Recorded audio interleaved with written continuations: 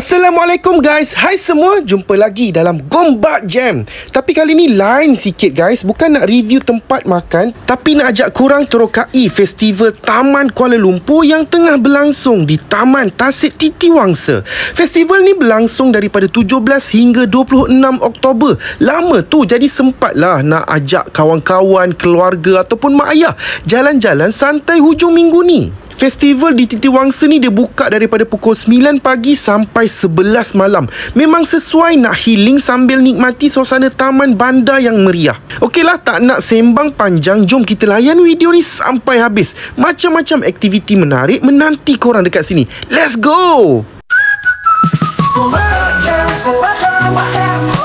Mari terokai keistimewaan dari Gombak.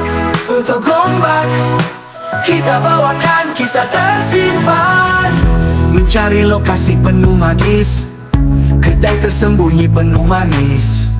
Tak kira jauh dekat di sini, untuk semua warga Gombak kami datang lagi. Gombak Jams, Gombak Jams, mari terokai keistimewaan dari Gombak.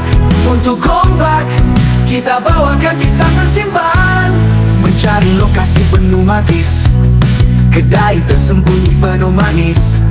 Tak kira jauh dekat di sini, untuk semua warga Gombak kami datang lagi. Gombak Jams, Gombak Jams, mari terokai keistimewaan dari Gombak.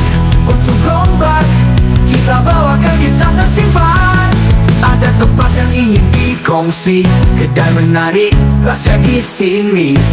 Beritahu kami, jangan ragu, tim Gombak Jams akan ke situ. Ada tempat yang ingin dikongsi, kedai menarik rahsia di sini.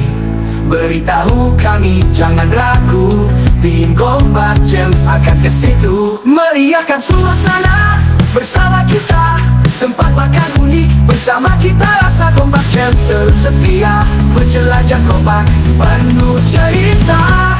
Gombak Jams, Gombak Jams. Okay guys, dah letih berjalan tapi memang puas hati gila. Macam-macam ada dekat sini, daripada peminat pokok dan tumbuhan sampailah ke pelbagai kedai makanan yang menggoda. Sedap betul. Taman dia pun cantik, banyak pot menarik untuk ambil gambar. Nak datang waktu pagi boleh, nak datang waktu malam pun suasana dia memang tetap vibe on guys. Okeylah, sampai di sini dulu. Saya nak balik dulu, tapi confirm akan datang lagi dekat sini sebab festival ni dia ada sampai 26 Oktober, hujung bulan ni. Jadi kalau terserempak dengan saya dekat Titiwangsa tu, tegur-tegur lah ya. Sebelum tu jangan lupa share video ni dan juga subscribe channel Gombak Jams. Dan kalau korang ada lokasi-lokasi best yang saya nak terokai lepas ni, komen je dekat bawah. Jumpa lagi di episod yang akan datang. Assalamualaikum dan bye-bye. Okay guys, jangan lupa subscribe Gombak Jams, okay?